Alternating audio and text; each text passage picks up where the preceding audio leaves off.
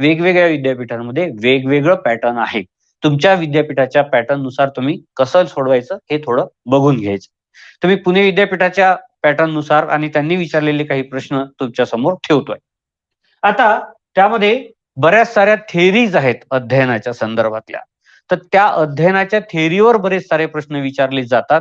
म्हणून थेअरी किती महत्वाची आहे मागच्या अनेक सत्रामध्ये मी तुम्हाला सांगितलेलं आहे. आता बघा इथे विचारलंय, पॅव्हलॉवची अध्ययन उपपत्ती सांगून वर्ग अध्यापनात शिक्षक म्हणून करावयाचा उपयोग स्पष्ट करा.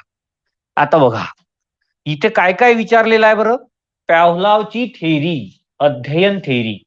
आता पॅव्हलॉवची जी अध्ययन थेअरी आहे, तर आपल्याला पॅव्हलॉव कोण होता, कुठून आला तो, कशावर त्यांनी अभ्यास केला, तो कोणत्या विषयाचा तज्ञ होता, याविषयीची माहिती, ऐतिहासिक पार्श्वभूमी तुम्हाला माहीत असणं गरजेचं आहे. उदाहरणार्थ